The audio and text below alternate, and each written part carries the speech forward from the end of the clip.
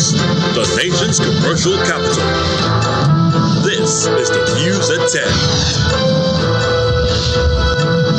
Live from Channels Television. Reporting tonight, Ayotunde Balogun.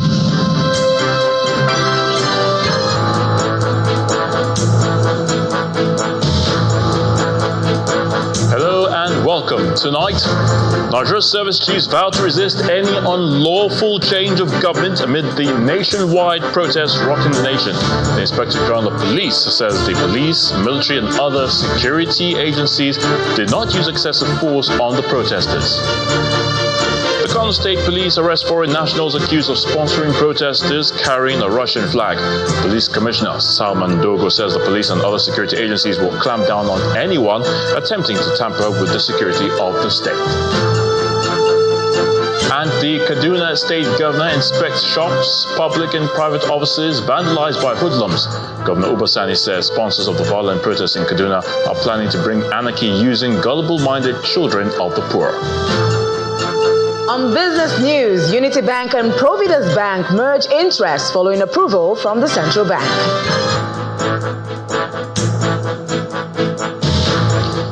On sports, America's Gabby Thomas wins the women's 200 meters gold in Paris ahead of St. Lucia's Julian Alfred, clocking 21.83 seconds.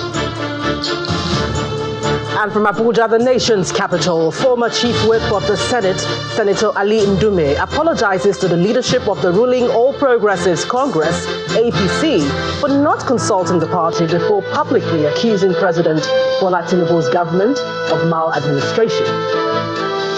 And in international news from London, US media has reported that Kamala Harris has picked Tim Walz as her running mate for the presidential election.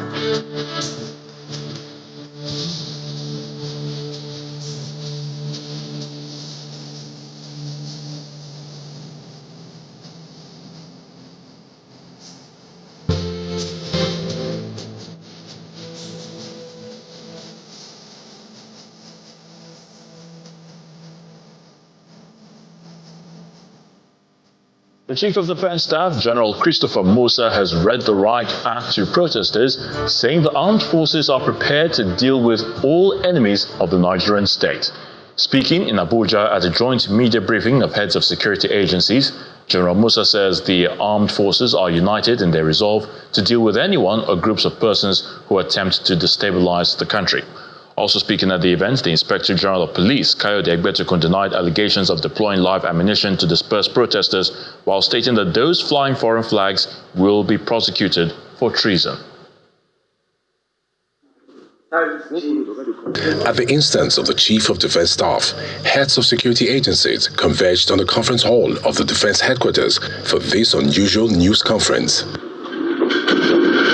After the welcome remarks by the Chief of Defense Staff, the Inspector General of Police hit on those flying foreign flags. But we still have in a few states, in Kano, Kaduna,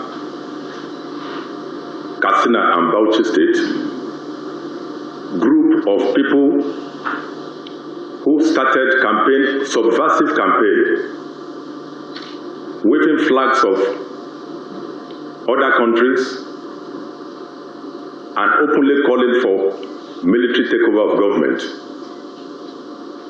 This is not a protest, but an offense of treason. The service chiefs state their position. I want to remind all Nigerians that while it is a constitutional right to participate in peaceful protest, it is also an offense and a crime to engage in disorder, violence, and chaos. The armed forces of Nigeria is constitutionally charged with the responsibility of defense of the nation from both internal and external aggression and protection of the sovereignty of this country. And this is for the overall good of the entire citizens of this country. The Nigerian Army stand assured in defense of our democracy, of our peace, of our harmony, and we are not going to shift ground on that. Diaspora sponsors of the protest have also been identified and are being monitored. So some of these people who are actually in diaspora, we have a number of them who are actually instigating this mayhem that we're seeing right now. What we've done is we've had them on our watch list, and they've been watchlisted. We have them on our radars, and we're making sure that any attempt they make to come into the country will notify the necessary authority. For the persons taking advantage of the protest, the Chief of Defense Staff reads a riot act. It's our duty to protect Nigerians. The only people we're after are those ones that don't mean us well, the enemies of the state. And anyone who makes himself an enemy of the state then will be ready to face the law. Although normalcy appears to have been restored in many parts of the country, the security chiefs are leaving nothing to chance.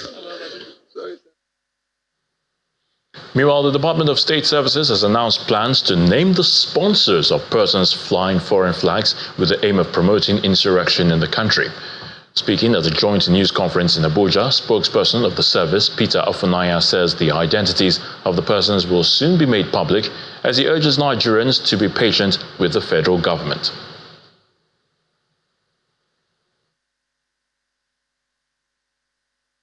It is a democratic right of citizens. But this particular one is one that is going to be mismanaged by the organizers, sponsors, and participants. And we said we identified the funding lines, we identified the sponsors and critical role players in the protest. But were we going to start with arrest of persons and being combative? We said no. We applied moral suasion and multi-track diplomatic shuttle initiatives between the interest, the long-term interest of Nigerian farmers, Nigerian stakeholders who are involved in the productions of these items, and the short-term interest of addressing food inflation. So the guidelines are being worked out at the Ministry of Finance, and I can assure you that within the next 1 week, these guidelines will be ready, and Nigeria Customs would begin implementation of these particular fiscal policies. So I therefore urge Nigerians to be a little bit patient, believing that some of these items that have already arrived at our shores would be cleared without imposition of customs duty and taxes. All right, that second report there, of course, second track, that was the Controller General of the Nigeria Customs Service, Bashir Adeni, speaking on the situation as far as bringing down of food items is concerned in the country. Moving on now, it's day 6 of the End Bad Governance protest across the country, and some northern states have been actively involved. Now, the violence which erupted in some parts on day 4 and day 5 resulted in state governments imposing curfews to douse the rising tension. However, day 6 did not record any protests, but only enforcements of the curfew, imposed curfew that is, by security agencies.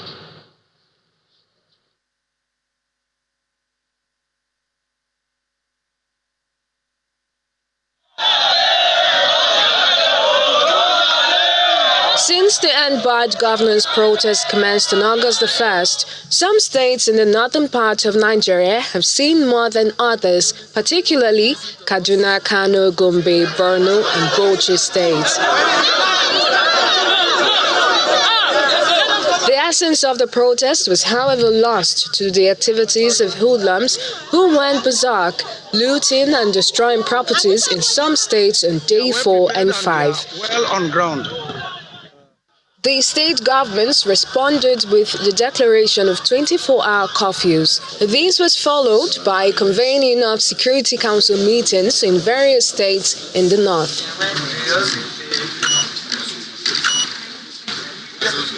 In Plateau State, after the Security Council meeting, the Commissioner of Police announced the arrest of 14 violators of the curfew.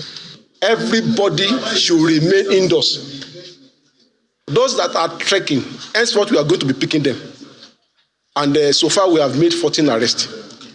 Also in Bauchi State, police says it has arrested 3 suspects in connection with the violence in some parts of the metropolis on day 5. So far, 3 suspects have been arrested and a flag suspected to be Russian flag was also recovered. Meanwhile, the Gombe State government held what it called a high-level meeting to bolster the security of lives and properties. There were some major resolutions. Council noted the concern of the public regarding the activities of scrap sellers, popularly known as Babambola or Bola Jari, and directed the Attorney General and Commissioner for Justice to come out with operational modalities to regulate their activities. Additionally, the Gombe State Police Command arrested 111 persons in connection with violence since the protest commenced. A total number of 111 suspects were arrested and no loss of life was recorded. The governor of Adamawa State, in a broadcast, appealed to the federal government to address the demands of the protesters. Some residents were quite pleased with the governor's plea. After the broadcast, the state become calm, and then because you face the say what people want to hear, the reality. So the fact that there's hunger in the land, that we are trying to see how they can reduce poverty and hunger. I think that is what people want to hear. It's a different scenario in Katsina State, where some Muslim faithful chose to go spiritual, praying for God's intervention to end the economic hardship and other challenges in Nigeria. In Kaduna State, Governor Uba Sani has visited public and private offices and a bank vandalized by hoodlums during yesterday's End Bad Governance protest in the state capital. Accompanied by heads of security agencies, he also assessed compliance with the 24-hour curfew imposed by the state government. Governor Sani condemned the destruction and looting of public and private assets by hoodlums who hijacked the protest, stating that the acts were sponsored by anti-democratic elements aiming to cause anarchy. What started as a peaceful protest in the Kaduna State capital in Zaria on Monday turned violent midway as criminal elements infiltrated the ranks of the protesters and went on a looting spree. The hoodlums vandalized government and private offices, including a New Generation bank, and looted shop. This is in addition to the destruction and looting of the Kaduna State Investment Promotion Agency and the Kaduna Traffic Law Enforcement Agency in both Zaria and Kaduna on Thursday last week when the protest started. To avert any further breakdown of law and order and prevent its escalation to other parts of the state, the Kaduna State Security Council imposed a 24-hour curfew on Kaduna and Zaria metropolitan cities. Governor Uba Sani is visiting the vandalized bank at Tudunwada in Kaduna South local government area to assess the level of destruction, accompanied by top state government officials and heads of security agencies. Vehicles parked inside the bank premises, including those belonging to the customers and staff, were not spared by the hoodlums. All I can say here is that what happened is really what we've seen here today. We've seen a total destruction of this very bank. And of course, from what happened and with the security people around us here, we've been investigating the situation. He describes the violent protests and looting as well sponsored and coordinated by individuals with malicious intent towards Kaduna State and the country. He commended the security agencies for their professionalism in managing the situation and assured that those responsible for the violence will face justice. We acted promptly by putting the curfew, so that has really helped us in saving a lot of businesses in Kaduna State. But the sad aspect of this whole thing that happened is that a lot of innocent people are now at home who are supposed to come out on a daily basis to earn their own living. Most of them have to go to the market to work or to sell to earn their next meal. But unfortunately, they are now the victims of what happened. But here in Kaduna, we are investigating the situation and we will try as much as possible to get to the root of those who are sponsoring these very unfortunate things in Kaduna State. Governor Sani and the heads of the security agencies also went round the Kaduna metropolis to assess the level of compliance to the 24-hour curfew. In part two, after the break, a Lagos High Court extended its earlier order restricting protesters of the End Bad Governance in the state to the Gani Farmi Freedom Park in Ojota and the Peace Park in Ketu. Please stay with us.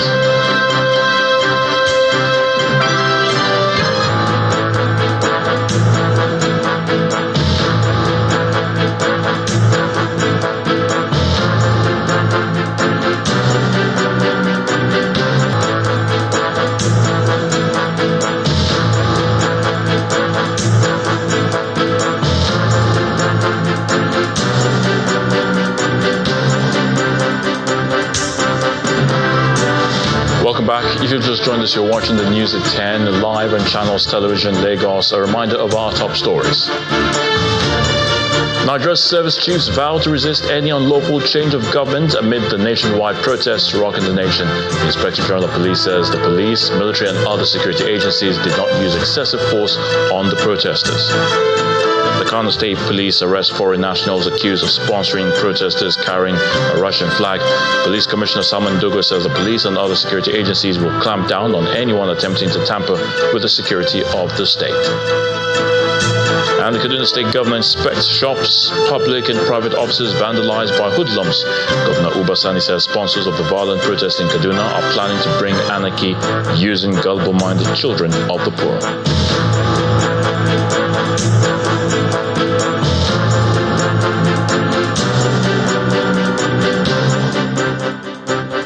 In Port Harcourt, the River State capital, the End Bad Governance protest entered day 6 with demonstrations turning rowdy. Now, the APC secretariat along Aba Road experienced some level of vandalism, and there has been a blame game between the party, the APC, and the River State government.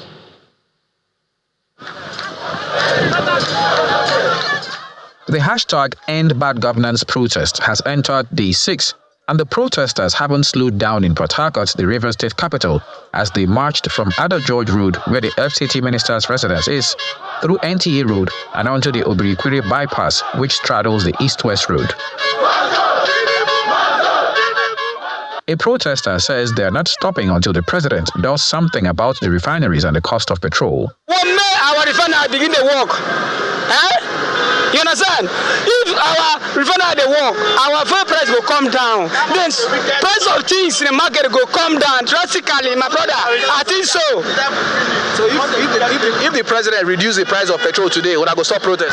Even not, we go start from there first, see how things go. Elsewhere, the River State chapter of the APC is accusing the government of being behind what they call the vandalism of their secretariat along Aba Road.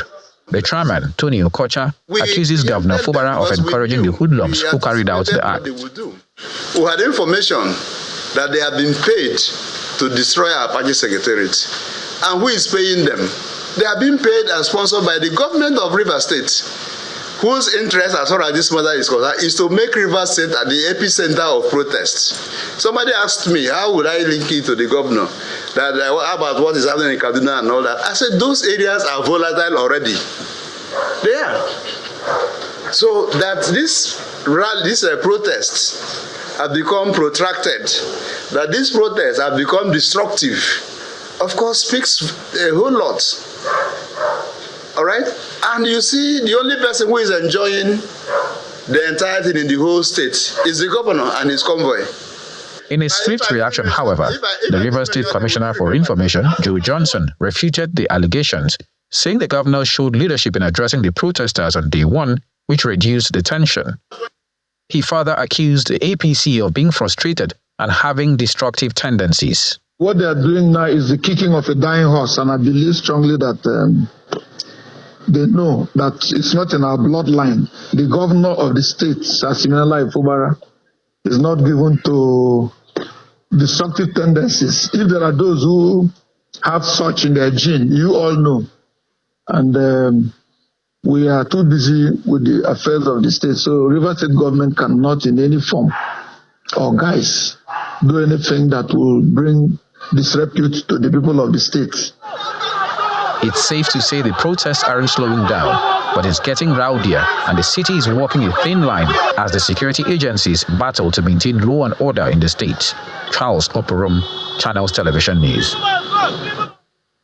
Normalcy is returning to the Federal Capital Territory, and businesses are gradually picking up after the first 5 days of the nationwide protest against hardship and bad governance, which crippled activities in the nation's capital.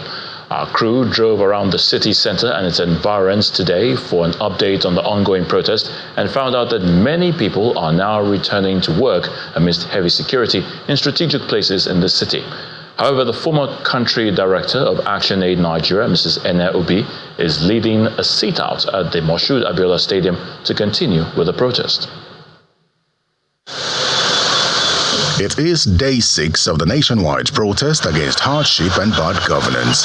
However, the major roads in Abuja are bustling with life again after the first 5 days of the protest disrupted businesses in the nation's capital. The situation is not different in the satellite towns. On the Kano-Nasarawa axis and the Kaduna axis, the roads are alive again with motorists. On this road leading to the Three Arms Zone, where the Eagle Square is located, there is heavy security. The situation is the same at Berger Roundabout. At the Moshood Abiola Stadium, where protesters have been demonstrating for the past 5 days, security personnel take over the entrance and ask everyone, including journalists, to go inside the stadium. There are no protesters there. However, inside the stadium, the former country director of Action Aid Nigeria, Mrs. Ene Obi, is leading a sit-out to protest against what she describes as the maltreatment of protesters. You saw what happened on the first day. Many of you were here, and I want to say a big thank you to the Nigerian, media. If you saw what happened here on Saturday, where the young people were cornered and tear gas, how can you tear gas hungry people? Outside there, we're using even outside the stadium. As at yesterday, again, another threat. They forced us inside. Fine, we are already prisoners in our own country. So we are here. And to let the world know that we are undaunted. The former Action Aid country director also explains why the president's call for dialogue may not work. The very person who is talking about come to dialogue before I listen to you was one of those who was on the protest ground in 2013 to say that this is bad government. This is bad government of President, Jonathan. You need to pack and go. End to subsidy. There is nothing like subsidy. Cancel them. And the government took a decision that made people to go back. And so why are you telling us that we need to come for protest? There is no protest leader. And when we are going forward, why can't you just do something? I can't go to the market and smile from the market. The organizers of the End Hardship and Bad Governance protest had planned a 10-day protest. These ladies are vowing to continue this sit-out until the 10th day. In Kano, the police have announced the arrest of foreign nationals suspected of sponsoring protesters carrying the Russian flag. The State Police Commissioner, Mr. Salman Dogo, disclosed this after a security meeting with Governor Abba Yusuf. According to him, the police and other security agencies will clamp down on anyone attempting to tamper with the security of the state. From the outcome of the meeting between you and the executive governor of Kano State? We have been on the meeting brainstorming on the way forward to see to peace and tranquility of the state. You remember that when the crisis happened, the state governor, His Excellency, imposed a curfew just to 24 hours. But with the situation of things and when we observe there is peace, absolute peace in this community, in the state, we have decided to relax the curfew from 6 to 6. Thank you very much. Well, what they said it's clear with regards to those flying foreign flags. Is there any action? No, they have been arrested. You're all aware that they have been arrested. And it's a sedition offense, which is more than a level. So they have been transferred to appropriate place. By and large, I think almost 80 of them were arrested by with the joint operations of security agencies in Kano State, from the military, from the DSS, from police. So including foreign nationals in their midst. Thank you. Okay, sir, we understand that some people are still planning to come out for a protest, and while others are planning to come for a national prayer. What is your call with regards to this? We're still monitoring. We're still monitoring. We're still at alert. All we're after is the peace. And we're ready to do anything to make sure that peace reigns in Kano. Meanwhile, the state governor has announced further relaxation of the curfew, now extending from 6 p.m. to 6 a.m.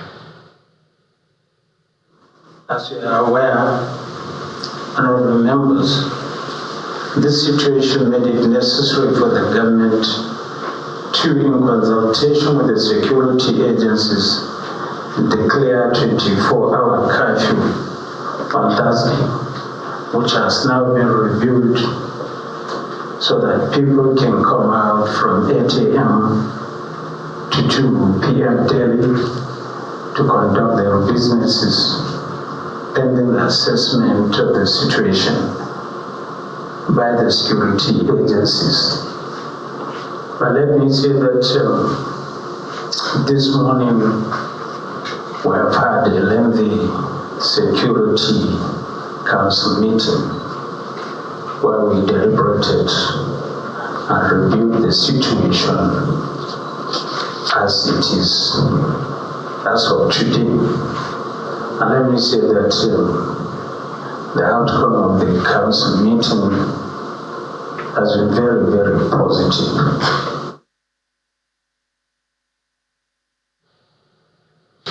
Lagos Harcourt has extended its earlier order restricting protesters of the End Bad Governance movement in the state to the Gani Farmi Freedom Park in Ojota and the Peace Park in Ketu. The extension order became necessary after the state complied with the pre-action protocols for preemptive remedies ordered last week by Vacation Judge Justice Emmanuel Ogundare. Justice Sherifat Shonaike, who takes over as Vacation Judge, gave the order today after hearing an application filed by the Lagos State Attorney General and Commissioner for Justice, Senior Advocate of Nigeria, Mr. Lawal Pedro. The order is expected to remain in force until August the 29th, when the case is expected to come up again before the court. At the proceedings today, the State Attorney General was represented in court by the Director for Civil Litigations, Mr. Hamid Oyenuga, who told Justice Shonaike that service of the earlier court order had been effected on all the respondents in compliance with the pre-action protocols.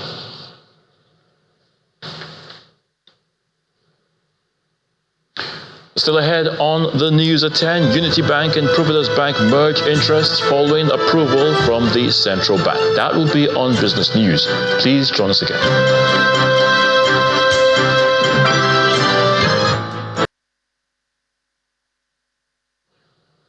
Welcome back.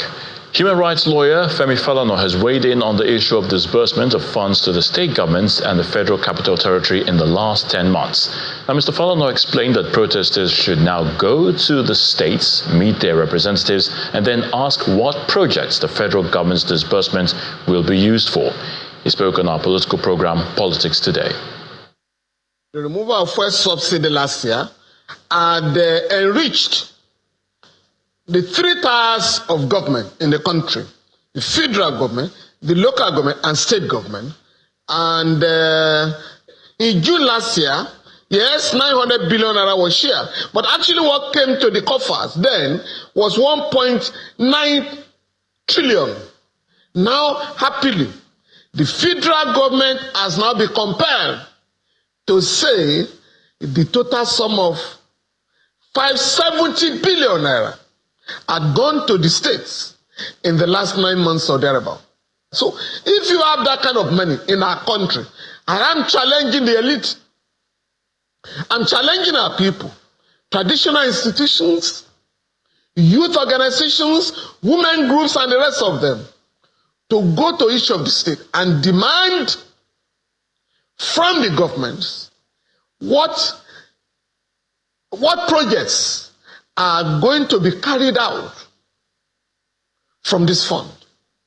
I'm also pleading with Nigerians to ask the legislators, those who took 500 million naira in Abuja, The Senate President that took 4 billion naira for constancy project. This is the time to ask what these projects are about. We must ask each of the legislators in Abuja so that we can begin to take accountability seriously.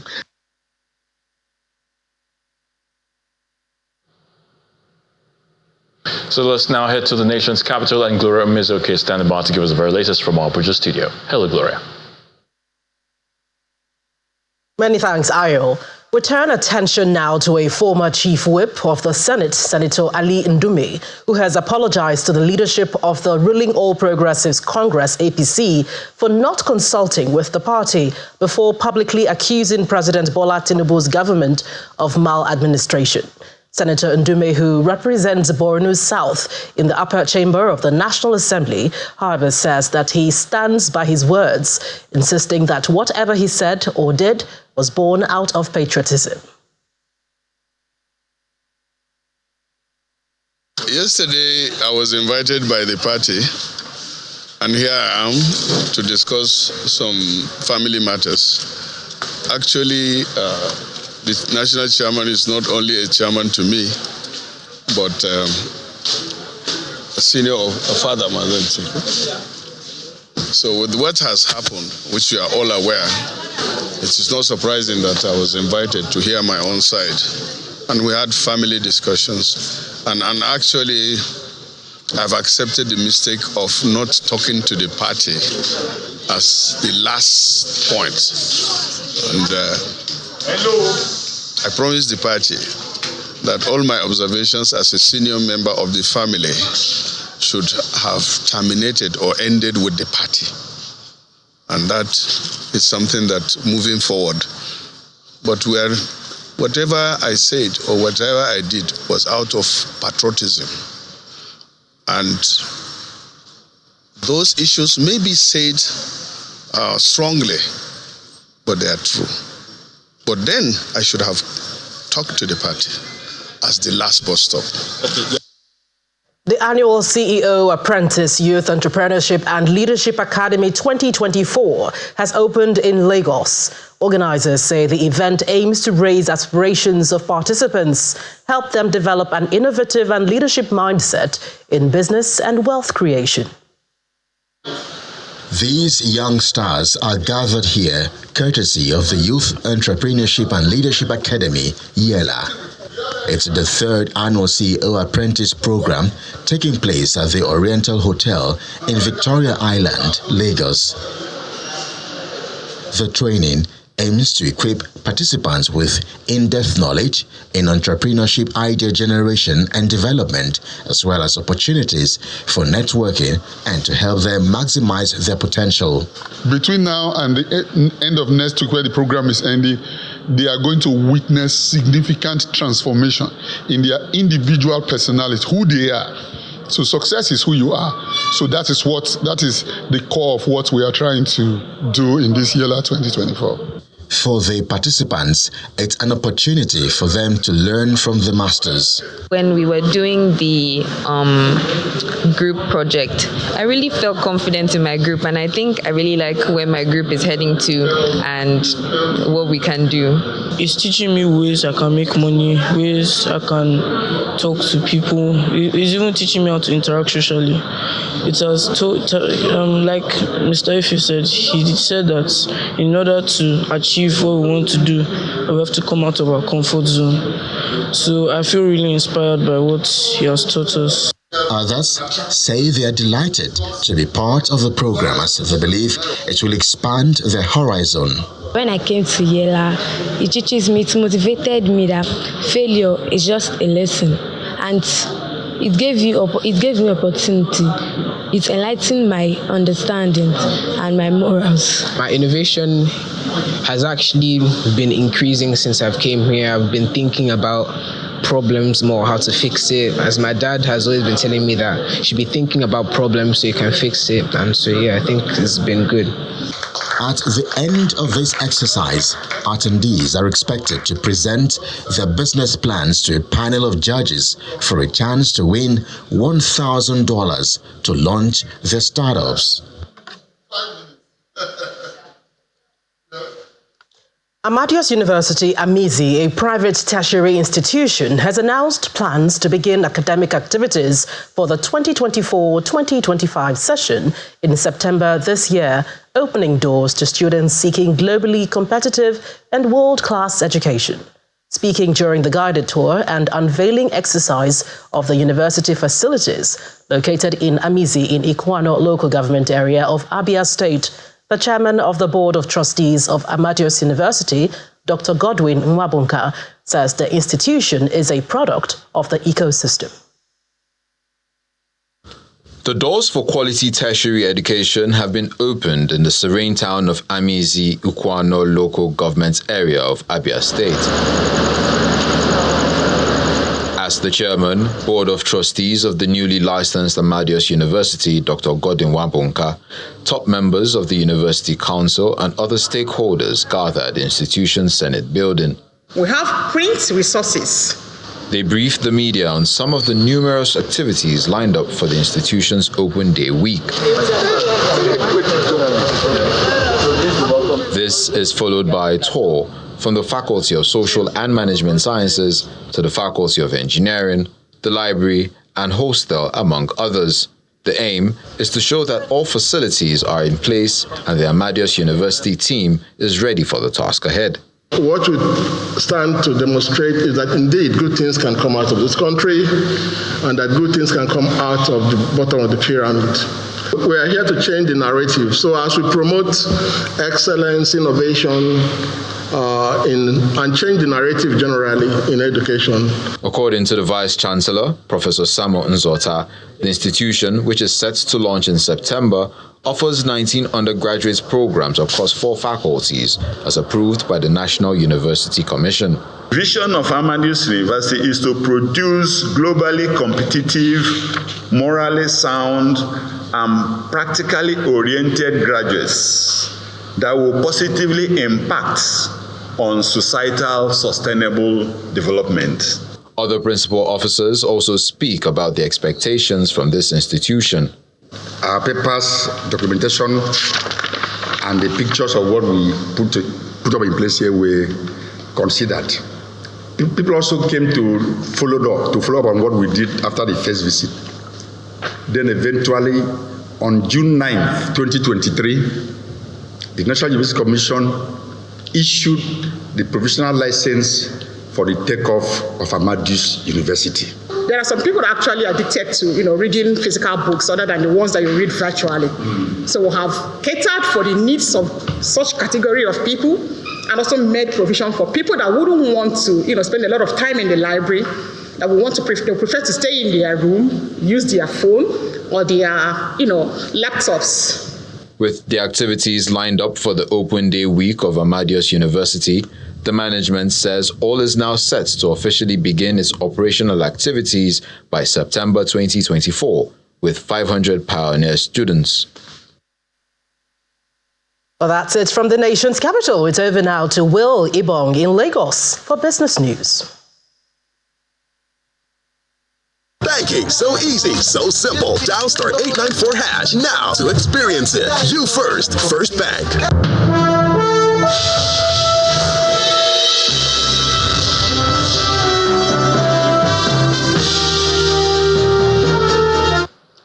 Thank you, Gloria. Now, welcome to Business News. Now, Unity Bank and Providence Bank have agreed to combine interests following the central bank's approval. Now, this scheme of arrangement between the two banks comes amid the recapitalization directive by the CBN. The banks say the partnership will increase the number of branches available to customers across Nigeria, thereby boosting financial inclusion. According to the banks, the merger considers the interests of both depositors and investors. There's an approval from the central bank for a combination of interests of Unity Bank and Providence Bank. Providence Bank being one of the new generations, highly digitally inclined banks, and Unity Bank, which is an old bank with legacy assets, and the combination of the two is actually forming, crystallizing into a major behemoth in the Nigerian banking space, bringing together the interests of 10 previous banks to form one and now being merged, as it were, with a modern, fast-growing, and extremely aggressive bank by the name Providence. So I think that is a major competitor. The key issue when there's a combination of interest and a merger or a takeover is what does the future hold? And will this combination of interest actually create shareholder value or destroy shareholder value? As far as we're concerned, it creates shareholder value. It seeks to use the technology platform of Providence Bank and its aggression in the market to optimize the use of resources in Unity Bank, which were not fully deployed in the past. So what you see that you will have a return on investment which is probably higher than the market, and you will have a return of assets which will show an efficient use of resources. And it's still bear season at the domestic stock market as the all-share index loses the 97,000 points level. Laddie Williams tells us more.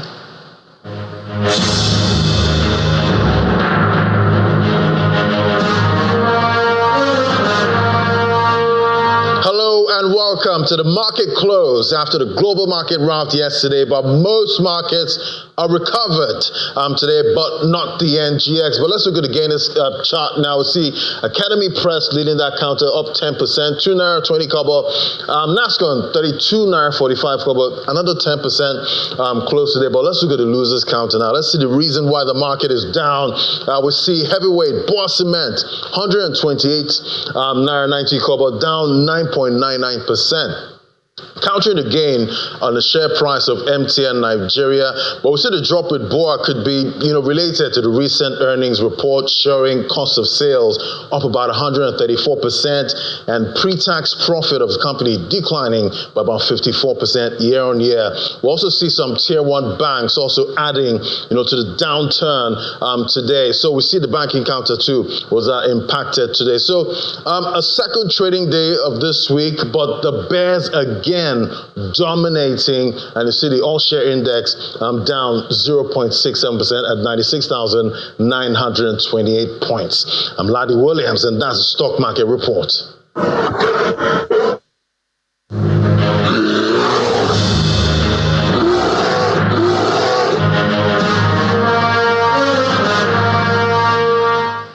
Thankfully, we see major global markets rebounding today from Monday's crash. Let's check out their closing numbers.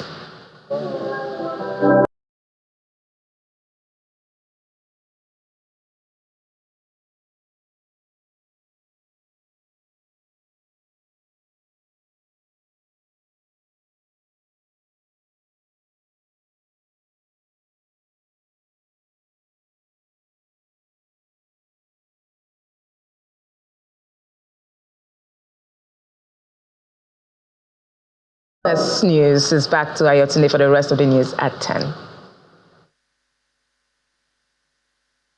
Banking so easy, so simple. Dial *894# now to experience it. You first, First Bank.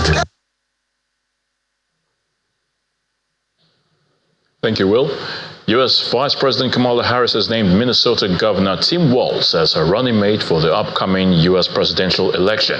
Here's some views with other international news in Around the World in 5. Good evening and welcome to the channel's studios here in London with your international news around the world in 5. US media has reported that Kamala Harris has picked Tim Walz as her running mate for the presidential election.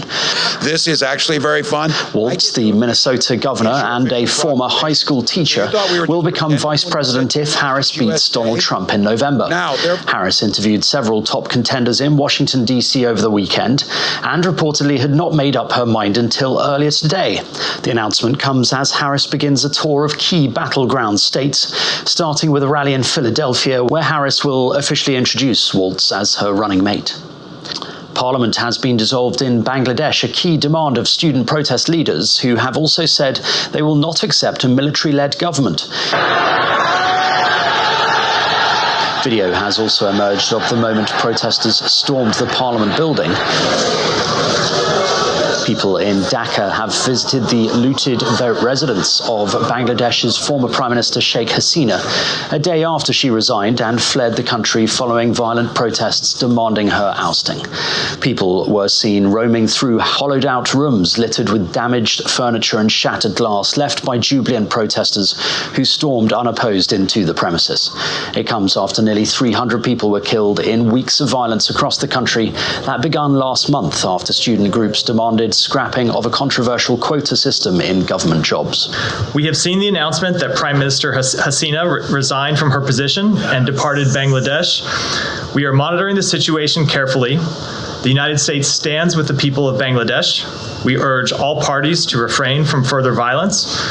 Too many lives have been lost over the course of the past several weeks, and we urge calm and restraint in the days ahead. A US judge has ruled that Google acted illegally to crush its competition and maintain a monopoly on online search and related advertising.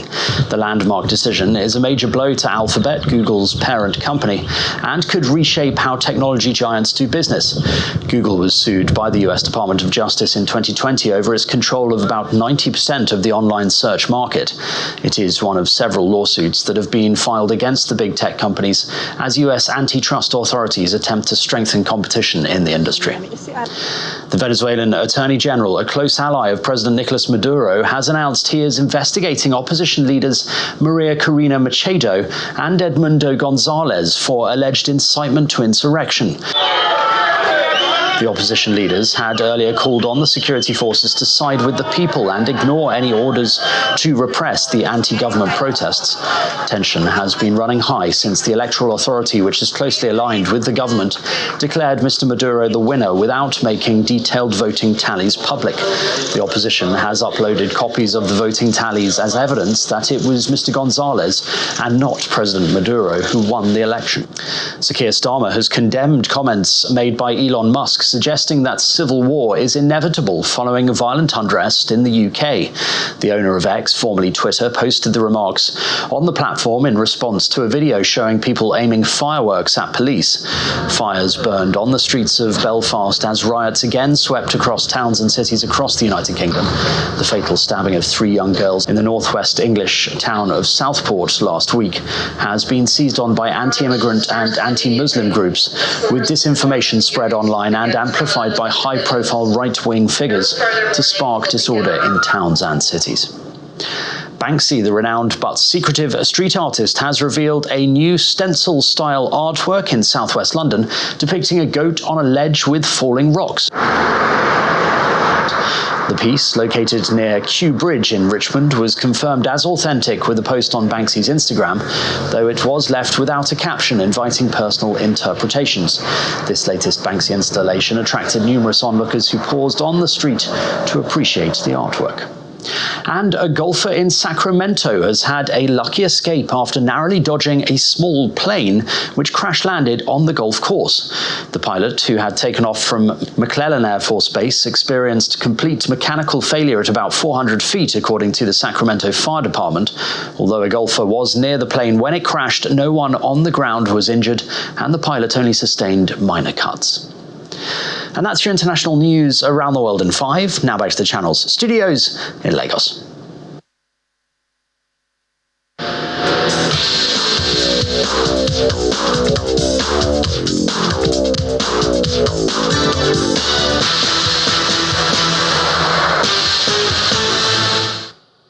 Thanks, Simon, and welcome to Sports News. America's Gabby Thomas stormed to a brilliant victory in the women's Olympic 200 meters event in Paris earlier this evening to clinch the first major trophy of her career. Thomas clocked 21.83 seconds to win ahead of St. Lucia's newly minted Olympic 100 meters champion Julian Alfred, who timed at 22.08 seconds. And Thomas's USA teammate Brittany Brown claimed bronze in 22.20 seconds. Nigeria's Favour Ofili finished 6th.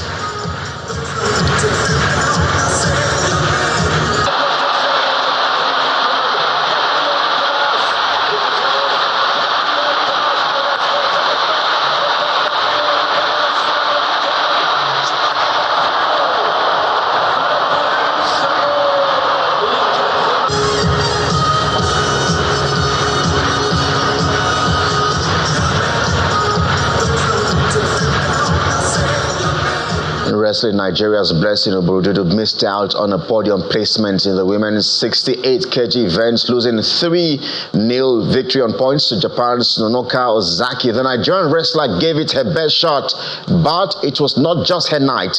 And so Team Nigeria ends day 11, still searching for a medal at the Paris Olympic Games.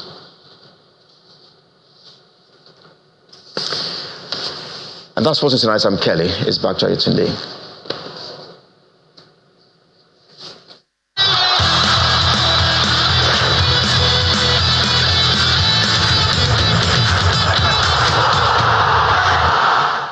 Team Nigeria will be having 3 athletes in Thursday's women's long jump final for the first time since Nigeria's participation at the Games. Ese Brume, Ruth Osoro, and Pristina Ochonogo all progressed from the qualification earlier today. Nikola Jokic leads Serbia into the basketball semi-finals as they rallied from 24 points down to edge Australia 95-90 in overtime and set up another potential showdown with the United States.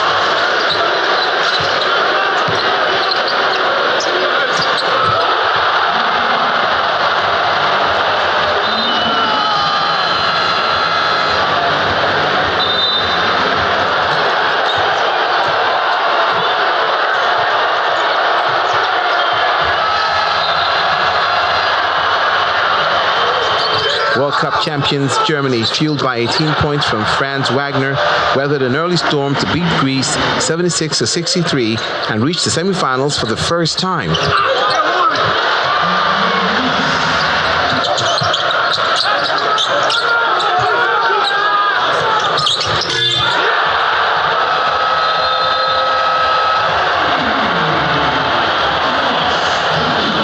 Seventeen-year-old diving prodigy Wan Hongqian wins a second gold in Paris and third of her career to maintain China's perfect record in the sport in the French capital.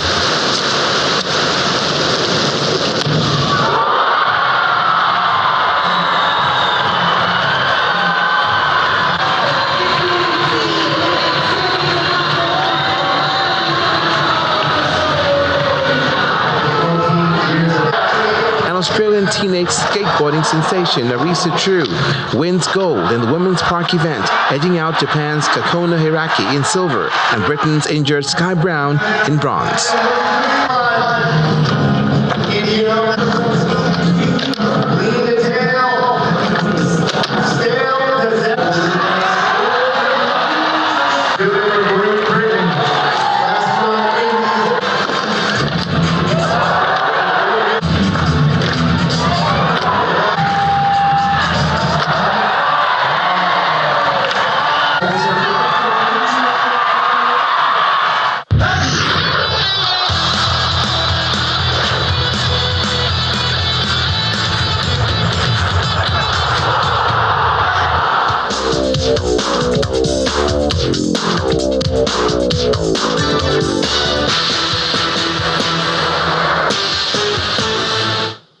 'And the main news again. Nigeria service chiefs today vow to resist any unlawful change of government amid the nationwide protests rocking the nation. The Inspector General of Police carried a to said the police, military and other security agencies did not use excessive force on the protesters. That's the news at 10 tonight. Thank you so much for watching. I'm Ayo Tunde. Have a good night and please stay safe.